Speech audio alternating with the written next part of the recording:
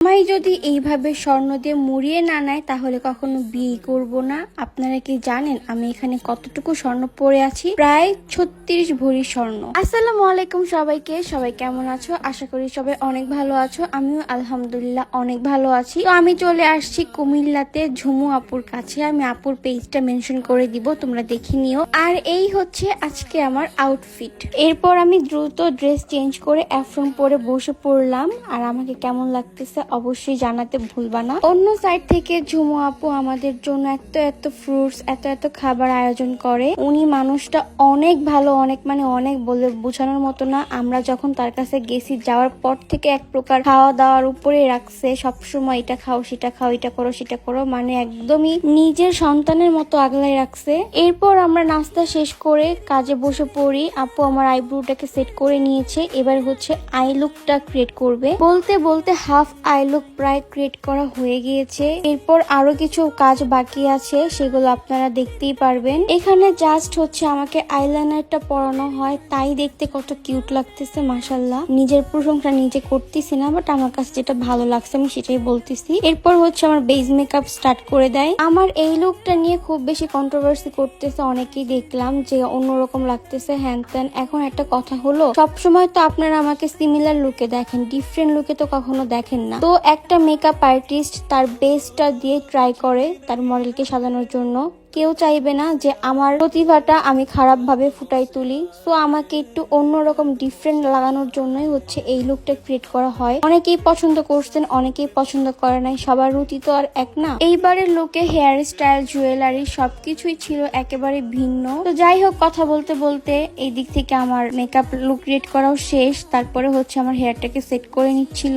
আরো একটা কথা ক্লিয়ার করে দেই, কুমিল্লা যাওয়ার পরে একটা পার্সনের খুব বেশি জ্বলছে, খুব বেশি জেলাস ফিল করছে। সেকেন্ড হচ্ছে আমার মেকআপ লুক নিয়ে সে মন্তব্য করছে। তার মন্তব্য করার মতো কোনো রাইটস সে রাখে না। আমি মনে করি সে যে খুব বেশি ভালো কাজ করে তাও না, তার কাজগুলো দেখলে নিজেরই হাসি পায়। তো অন্যকে নিয়ে মন্তব্য করার আগে তার নিজের দিকে তাকানো উচিত যে আমার কাজের প্রতিভা কেমন। যাই হোক, এদের কথা বাদ দেই, নিজেকে নিজে বেস্ট প্রমাণ করার কিচ্ছু নাই। লোকে যাকে বেস্ট বলবে সেই বেস্ট। এরপরে হচ্ছে আমরা বের হয়ে গেলাম। আমার আউটডোরে কিছু শুট ছিল, সেই শুটগুলো নেওয়ার জন্য। আর এই দিক থেকে তাজবিহা ভিডিও করতেছিল।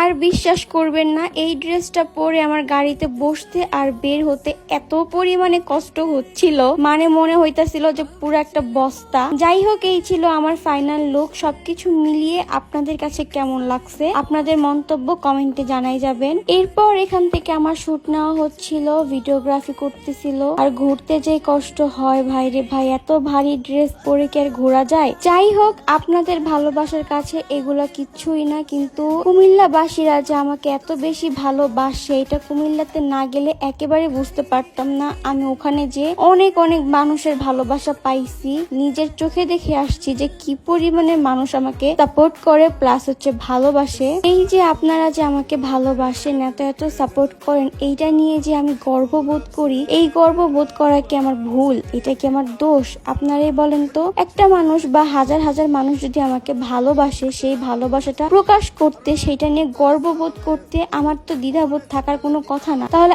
আপনারাই কেন আবার জেলাস ফিল করেন? এই আপনারাই বলেন যে এত গর্ব করো না, আমরা পাবলিকটা তোমাকে উপরে তুলছি, আবার আমরাই নামাইতে পারবো। এখন কথা হচ্ছে, আমার ভালো দেখে যদি আপনাদেরই আবার জলে, আপনারা যদি আমাকে নামানোর জন্য উঠে পড়ে লাগে, এখানে তো আসলেই ভাই বলার কিচ্ছু থাকে না। তো যাই হোক, বাদ দিয়ে এইসব কথা। এরপরে আমাদের আউটডোরে শুট শেষ হলে আমরা হচ্ছে ইনডোরে চলে যাচ্ছিলাম।